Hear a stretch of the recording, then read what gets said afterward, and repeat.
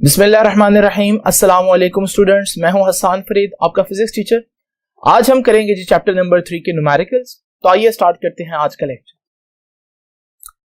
तो देखिए स्टूडेंट्स, सबसे पहले 3.1 की स्टेटमेंट देखते हैं। A helicopter is ascending vertically, एक हेलीकॉप्टर सीधा ऊपर को जा रहे हैं at the rate of 19.6 metre per second. तो ये है इनिशियल वेलोसिटी हेलीकॉप्टर की। When it is at this height 156.8 above the ground, a stone is dropped. अब वो जो हमारे पास हेलीकॉप्टर है, ऑल्दो वो ऊपर को जा रहा है, जब आप उससे स्टोन ड्रॉप करेंगे तो आप सोचेंगे कि वो स्टोन नीचे आएगा। लेकिन हम लोगों ने चैप्टर नंबर 3 में पढ़ा कि इनर्शिया जो है वो जब भी कोई बॉडी मूव कर रही हो तो उसका इनर्शिया उसको उसी डायरेक्शन में मूव करवाने की कोशिश करता है। अब क्योंकि हेलीकॉप्टर ऊपर जा रहा था, हेलीकॉप्टर के पास ये स्पीड थी, तो एक्चुअली यही स्पीड स्टोन की भी होगी ऊपर जाते हुए डेफिनेटली। जब आप उसको गिराएंगे, क्योंकि उसके पास ऊपर जाने वाली ये वेलोसिटी अभी है, तो वो थोड़ी देर के लिए ऊपर जाने की कोशिश करेगा, यहां तक कि ग्रेविटी उसको ओवरकम कर लेगी और फिर वो नीचे गिरेगा। यानी कि हेलीकॉप्टर से जिस पॉइंट पर मैं स्टोन गिराऊंगा उस पॉइंट से स्टोन नीचे आना शुरू नहीं करेगा, बल्कि स्टोन थोड़ी देर के लिए ऊपर जाएगा, फिर नीचे गिरेगा और हमारे पास वो उस पॉइंट से एक्स्ट्रा डिस्टेंस अपवर्ड डायरेक्शन में ट्रैवल करेगा। तो दो बातें आप लोगों ने जहन में रखनी है। एक तो इनिशियल वेलोसिटी जो कि हेलीकॉप्टर की है, वो हेलीकॉप्टर की नहीं बल्कि स्टोन की इनिशियल वेलोसिटी है जब हमने उसको गिराया, ठीक है। और दूसरी बात आप जरा देखिए, क्योंकि ये ऊपर जा रहा है तो हम इसकी जो हाइट है 156.8 मीटर्स, ये वो डिस्टेंस है, ये वो डिस्प्लेसमेंट है। जब स्टोन को हमने फेंका उस वक्त ये जमीन से इतना डिस्टेंस या इतना डिस्प्लेसमेंट ऑलरेडी ट्रैवल कर चुका था। तो इस रीजन की वजह से मैं इसको नेगेटिव कर देता हूं, माइनस कर देता हूं। और फिर हमारे पास वो पूछता है कि how long does the stone take to reach the ground, कि स्टोन को कितना टाइम लगेगा जमीन पर वापस पहुंचने में। एक बात जो इसने नहीं बताई लेकिन मुझे मालूम है कि क्योंकि स्टोन पहले ऊपर जाएगा तो जी की वैल्यू 9.8 मीटर पर सेकंड स्क्वायर तो होगी, लेकिन वो भी नेगेटिव होगी। तो ये है हमारे पास गिवन डेटा और ये हम लोगों ने फाइंड आउट करना है। देखिए कैलकुलेशन बहुत सिंपल है इसकी। आप लोगों को मालूम है हम लोगों ने जो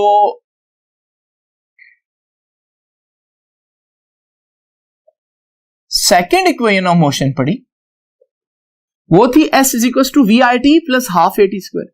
जब वर्टिकल मूव कर रही हो कोई चीज तो उसका डिस्टेंस जो है वो उसकी हाइट बन जाती है, तो क्यों ना मैं S की जगह H पुट कर दूं। और जब कोई चीज वर्टिकल मूव कर रही हो तो उसका एक्सेलरेशन ग्रेविटेशनल एक्सेलरेशन होता है, यानी कि जो G की वैल्यू। ये फॉर्मूला थोड़ा सा सिंबल चेंज हो गया इस लिहाज से। अब जरा वैल्यूज पुट करते हैं जी। हाइट हमें मालूम है -156.8, VI इनिशियल वेलोसिटी कितनी है जी 19.6, और टाइम तो हमें नहीं मालूम, तो T को मैं एज इट इज लिख देता हूं। अब उसके बाद हाफ है, देन G की वैल्यू कितनी है जी -9.8, 9.8 मैं यहां लिख देता हूं और जो नेगेटिव साइन है वो मैंने यहां लिख दिया, और फिर T का स्क्वायर एज इट इज आ जाएगा। आइए जरा इसको सॉल्व करते हैं। ये बनेगा हमारे पास -156.8, यह आ जाएगा 19.6 इंटू T, और ये 2 इससे कैंसिल होगा तो ये हमारे पास बनेगा 4.9 T स्क्वायर। अब सबसे पहले तो मैं यहां पर एक काम करने लगा हूं, इस पूरी इक्वेशन को 4.9 से ही डिवाइड कर देता हूं। देखिए जी, यहां भी 4.9, यहां भी 4.9 और यहां भी 4.9। अब आप कैलकुलेट करेंगे तो आपको मालूम पड़ेगा कि ये तो आ गया सिंपल 1 हो गया, तो हमारे पास यहां बन गया T का स्क्वायर।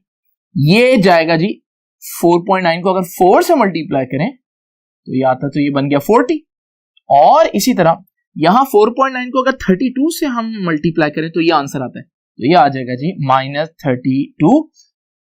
अब आप इसको जरा सॉल्व कर लें, ये सारी चीजें दूसरी तरफ ले जाएं।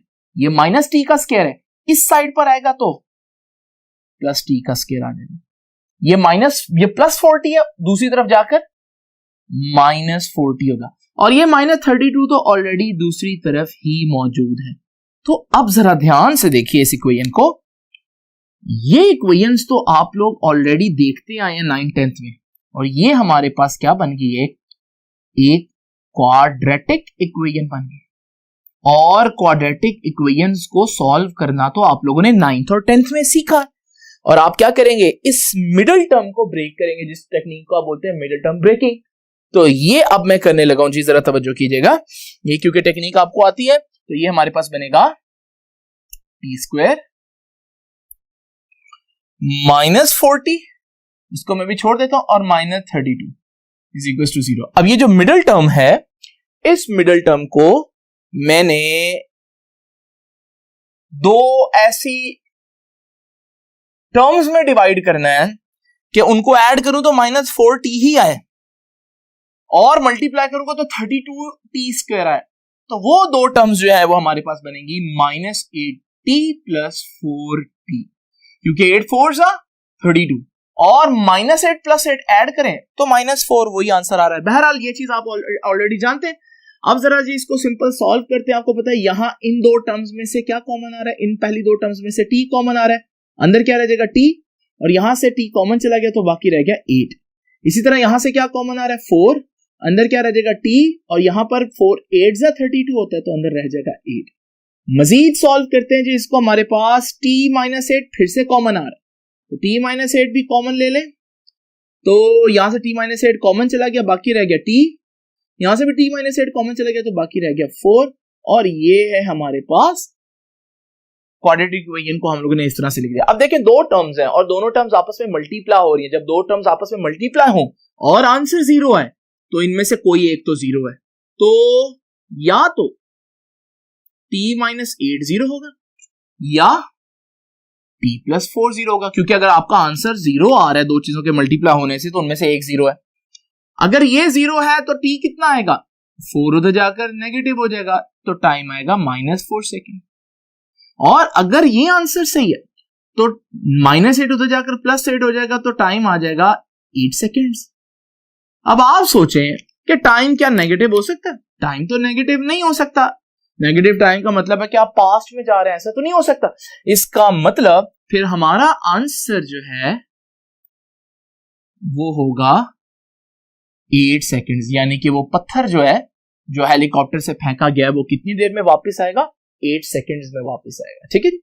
अब जरा देखते हैं 3.2 numerical using the following data. This is your data.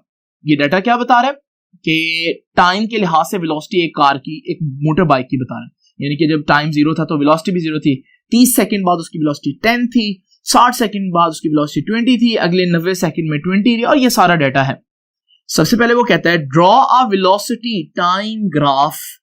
Velocity time graph को हमने बहुत डिटेल में देखा, तो पहले मैं सबसे पहले वेलोसिटी टाइम ग्राफ ही ड्रॉ कर लेता हूं, फिर हम इसको स्टार्ट करेंगे। तो जरा देखिए जी, हमें मालूम है कि 0 पर 0 है, तो ये हमारे पास पॉइंट आ गया कि जहां वेलोसिटी भी 0 है, ये वेलोसिटी का एक्सिस है वाई एक्सिस, और ये टाइम का एक्सिस है एक्स एक्सिस। वेलोसिटी भी 0 और टाइम भी 0।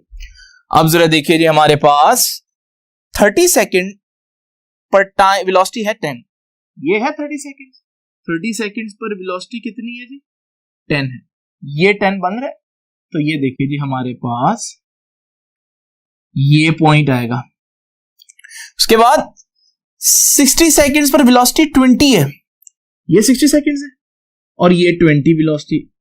तो देखिए जी, हमारे पास 60 सेकंड्स पर वेलोसिटी 20 है। एक पॉइंट ये आ गया हमारे पास। अब जरा देखिए जी, 90 सेकंड्स, 120 सेकंड्स और 150 सेकंड्स पर वेलोसिटी 20 ही रही, 150 सेकंड तक, यानी यहां तक वेलोसिटी 20 ही रही, यानी कि इससे आगे वेलोसिटी यहां तक चेंज नहीं हुई, और 20 कांस्टेंट वेलोसिटी बता रही है हॉरिजॉन्टल लाइन। और फिर 180 सेकंड्स पर आकर वेलोसिटी जो है वो 0 हो गई, यानी कि बॉडी जो है वो रेस्ट पर आ गई। अब जरा देखिए जी, हमारे पास ये पॉइंट इस तरह से आ गया। तो ये है आपका ग्राफ, जो कि वेलोसिटी टाइम ग्राफ वो आपसे पूछ रहा था। इस वेलोसिटी टाइम ग्राफ को हम किस तरह से पढ़ेंगे कि भाई पहले ये लाइन बता रही है कि टाइम के साथ वेलोसिटी बढ़ रही है, यानी कि बॉडी के पास एक्सेलरेशन है, और क्योंकि वेलोसिटी बढ़ रही है तो पॉजिटिव एक्सेलरेशन है। उसके बाद ये बता रहा है कि अब वेलोसिटी कांस्टेंट है, यानी कि एक्सेलरेशन 0 है, और ये बता रहा है कि अब वेलोसिटी कम हो रही है, यानी कि एक्सेलरेशन नेगेटिव है। अब जरा देखें फाइंड आउट क्या करना है। फाइंड हमने करना है शुरू में जो एक्सेलरेशन है, इनिशियल एक्सेलरेशन,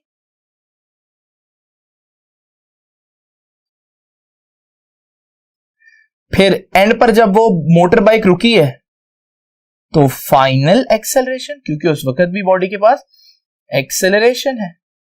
और तीसरी बात जो हम लोगों ने फाइंड आउट करनी है वो है टोटल डिस्टेंस कवर्ड, कि उस बॉडी ने टोटल कितना डिस्टेंस कवर किया। आइए ग्राफ से ये चीजें हम लोगों ने ऑलरेडी निकालनी सीखी हैं, मगर फिर हम इनको दोबारा से करते हैं। तो जरा देखें, सबसे पहले इनिशियल एक्सेलरेशन फाइंड आउट करते हैं। मैं अपनी आसानी के लिए इन पॉइंट्स को नाम दे देता हूं। ये है point A, this is point B, point C, point D, point E and point F. ये नाम, यहां से यहां तक एक्सेलरेट कर रही है बॉडी। तो पहले इनिशियल एक्सेलरेशन फाइंड आउट करते हैं। वेलोसिटी टाइम ग्राफ में एक्सेलरेशन तो ना एक्स एक्सिस पर है ना वाई एक्सिस पर है, तो कैसे फाइंड आउट करेंगे? आपको याद होगा मैंने बताया था कि वेलोसिटी टाइम ग्राफ में एक्सेलरेशन क्या होता है? Slope of velocity time graph. तो ए से बी तक की स्लोप निकाल लो तो यही हमारे पास एक्सेलरेशन होगा इनिशियल। अब स्लोप कैसे निकालते हैं?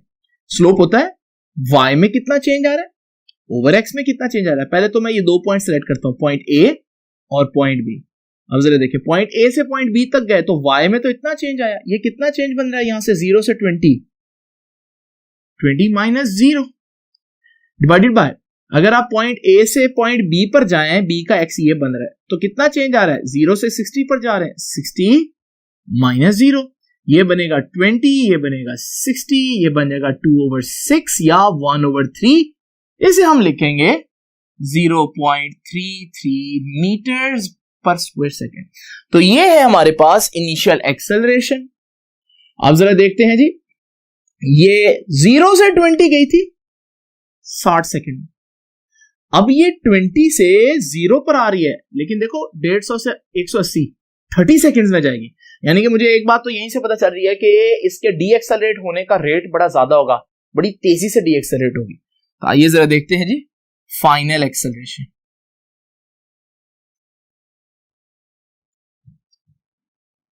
किसके बराबर होगा फाइनल एक्सेलरेशन? फिर स्लोप निकालेंगे।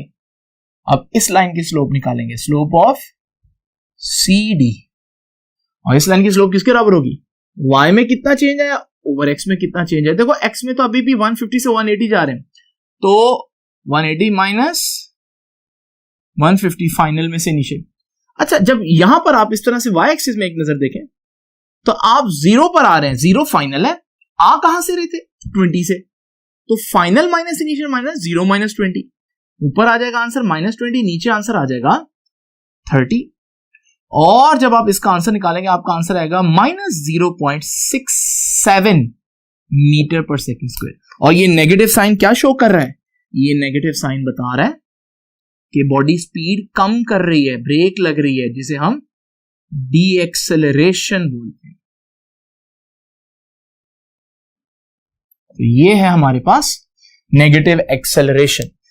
इसके बाद देखिए जी, तीसरी चीज हम लोगों ने क्या फाइंड आउट करनी थी कि टोटल डिस्टेंस कवर्ड, हमने डिस्टेंस कितना कवर किया।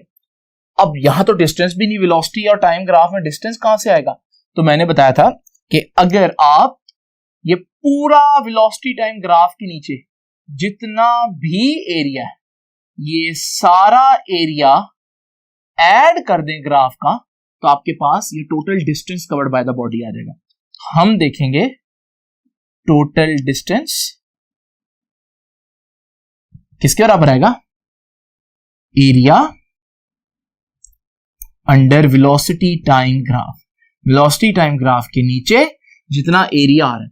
अब मैं इस शेप को तो नहीं जानता, लेकिन अगर मैं इस शेप को 3 हिस्सों में बांट दूं, एक ये तो ट्राइंगल बन रही है, एक ये रेक्टेंगल बन रही है, और फिर से ये एक एंड पर ट्राइंगल बन रही है, तो फिर टोटल डिस्टेंस जिसे मैं एस कहूंगा वो किसके बराबर आएगा? Area under velocity time graph. मैं इसे 3 चीजों में दूंगा कि area of this triangle, triangle का मैं ये सिंबल देता हूं, ये ट्राइंगल, तो एरिया ऑफ ट्राइंगल नाम बोलें जी, ABF प्लस इस चीज का एरिया, ये तो रेक्टेंगल है, तो एरिया ऑफ रेक्टेंगल का मैं ये सिंबल दे देता हूं, एरिया ऑफ रेक्टेंगल, नाम बोले जी BCEF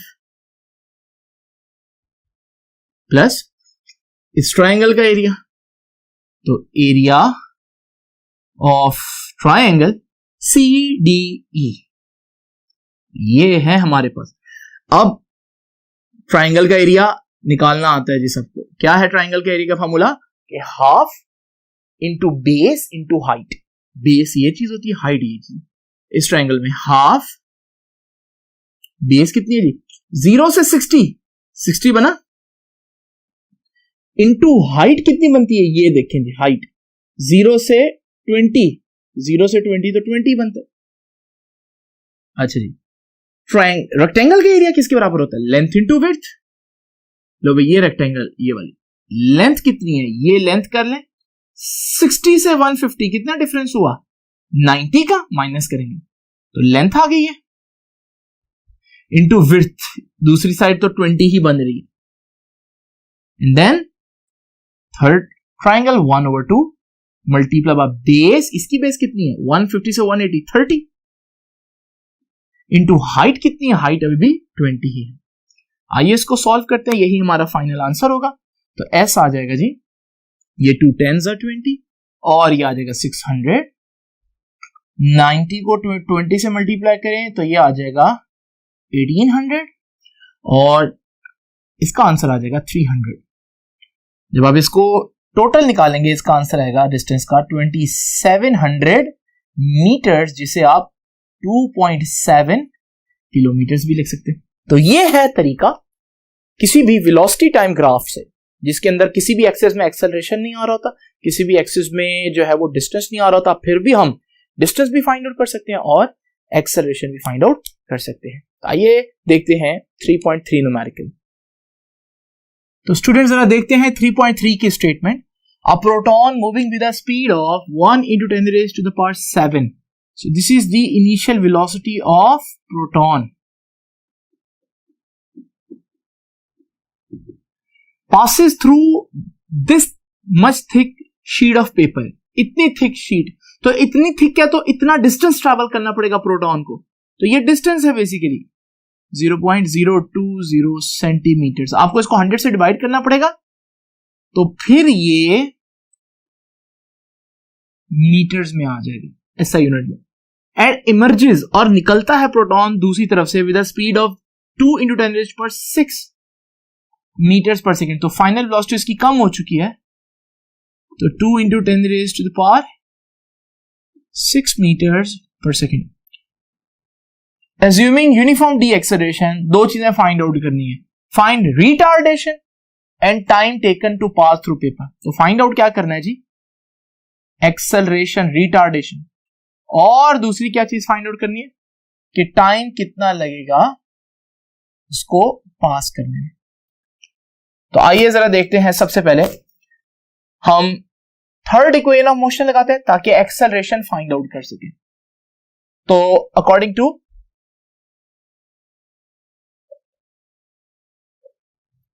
third equation of motion, third equation of motion क्या कहते हैं जी, 2as is equal to vf² minus vi²। यह है third equation of motion. Now 2 acceleration ही तो फाइंड आउट करना है, डिस्टेंस हमें मालूम है 0.0002 is equal to final velocity का स्क्वायर यानी कि 2 × 10⁶ का स्क्वायर माइनस इनिशियल वेलोसिटी का स्क्वायर। इनिशियल वेलोसिटी थी 1 × 10⁻⁷²। इसको मल्टीप्लाई करते हैं, ये आ जाएगा, ये 2 से मल्टीप्लाई होगा, ये आ जाएगा 0.0004। यहां स्क्वायर लेंगे तो 2 का स्क्वायर 4 और 10⁻⁶ का स्क्वायर 10⁻12 माइनस 1 का स्क्वायर 1 ही रहेगा, 10⁻7 का स्क्वायर 10⁻14। अब ये उधर जाकर डिवाइड होगा तो एक्सेलरेशन आ जाएगा 4 into 10 raised to the power 12 minus 1 into 10 raised to the power 14 divided by ये 0.04004 उधर इधर मल्टीप्लाई हो रहा, उधर जाकर ये डिवाइड होगा तो ये हमारे पास बन जाएगा 0.004। अब जरा देखते हैं इसका आंसर। अब जब आप सॉल्व करेंगे इसका आंसर आएगा -2.4 into 10 raised to the power 17 metre per second square, वही यूनिट जो एक्सेलरेशन का होता है। लेकिन नेगेटिव साइन क्या बता रहा है? नेगेटिव साइन ये बता रहा है कि जब प्रोटॉन पेपर में एंटर होगा उसकी स्पीड ज्यादा होगी और जब बाद में निकले तो उसकी स्पीड कम होगी। इसका मतलब स्पीड डिक्रीज करे, जब भी स्पीड डिक्रीज करे तो हम कहते हैं एक्सेलरेशन जो है वो नेगेटिव है। तो ये हो गया एक पार्ट। दूसरा कह रहा है टाइम फाइंड आउट करें।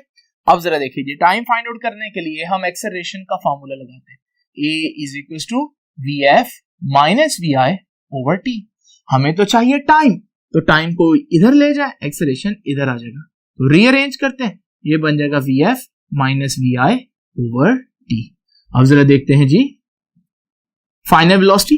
फाइनल वेलोसिटी हमें मालूम है कितनी है, 2 into 10 raised to the power 6 minus करनी है उसमें से इनिशियल वेलोसिटी, और इनिशियल वेलोसिटी थी 1 into 10 raised to the power 7 divide करना है टाइम के साथ, और टाइम हम लोगों ने डिवाइड करना है हम लोगों ने एक्सेलरेशन के साथ। सॉरी, ये एक्सेलरेशन इधर आएगा तो यहां आ जाएगा एक्सेलरेशन, तो एक्सेलरेशन से डिवाइड करना है। एक्सेलरेशन कितना है जी? एक्सेलरेशन अभी हम लोगों ने फाइंड आउट किया है -2.4 into 10 raised to the power 7, -2.4 into 10 raised to the power 7।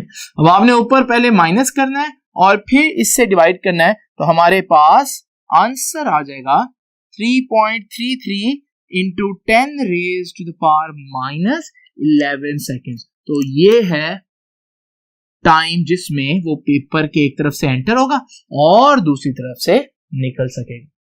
तो ये था हमारे पास 3.3 न्यूमेरिकल। आइए जरा देखते हैं एक नजर न्यूमेरिकल 3.4 को। तो 3.4 कहता है कि two masses m1 and m2 are initially at rest. दो मासेस हैं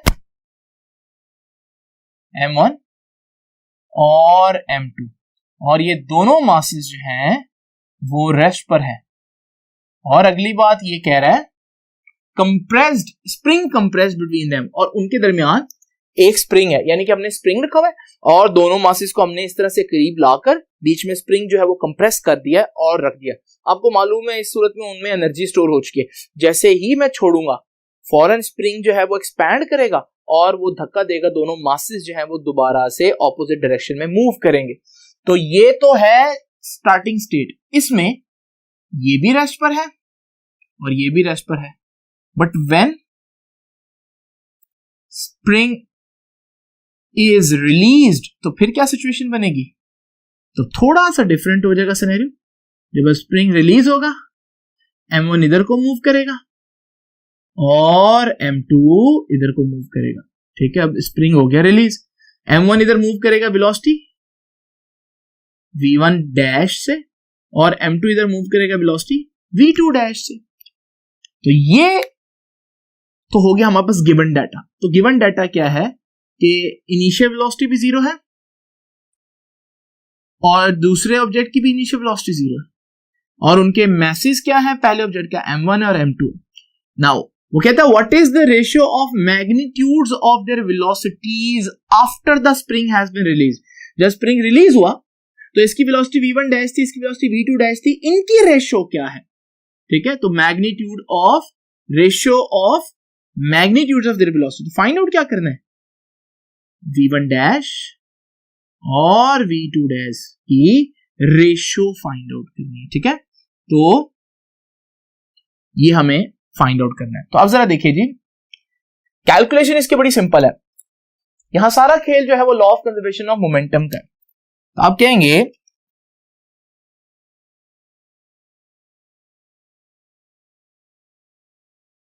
ऑफ कंजर्वेशन ऑफ मोमेंटम,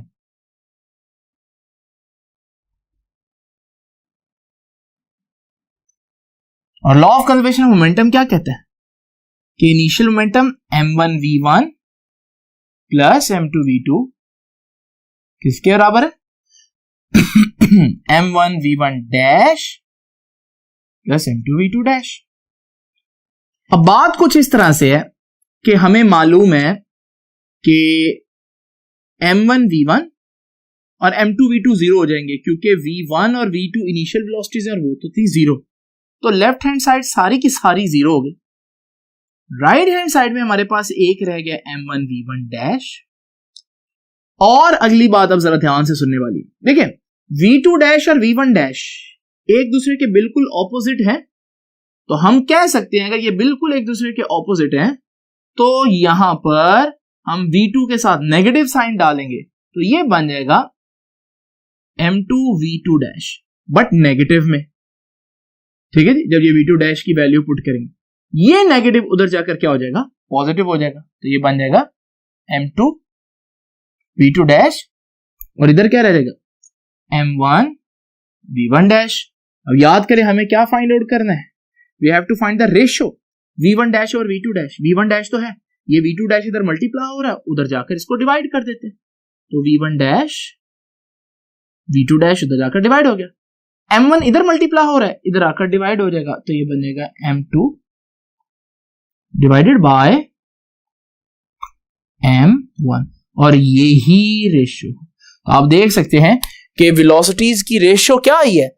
जो मास की रेशियो है लेकिन इनवर्स रेशियो है। ये बड़ी इंपॉर्टेंट बात है कि रेशियो सिर्फ मास की रेशियो के बराबर नहीं आई बल्कि इनवर्स रेशियो है।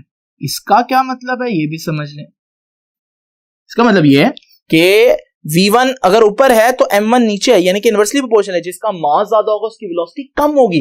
और ऐसा ही है, अगर एक मास आप इस तरह से रिलीज करें, जिसका मास कम होगा उसकी बैकवर्ड वेलोसिटी ज्यादा होगी और जिसका मास ज्यादा होगा जो भारी होगी वो कम वेलोसिटी से ऑपोजिट डायरेक्शन में जो है वो मूव करेगा। तो ये था न्यूमेरिकल 3.4। ये थे आज के न्यूमेरिकल जो हम लोगों ने काफी लेंथी न्यूमेरिकल है। अब नेक्स्ट लेक्चर में हम जरा देखेंगे कि 3.4 से ऑनवर्ड न्यूमेरिकल किस तरह से करने हैं। तब तक के लिए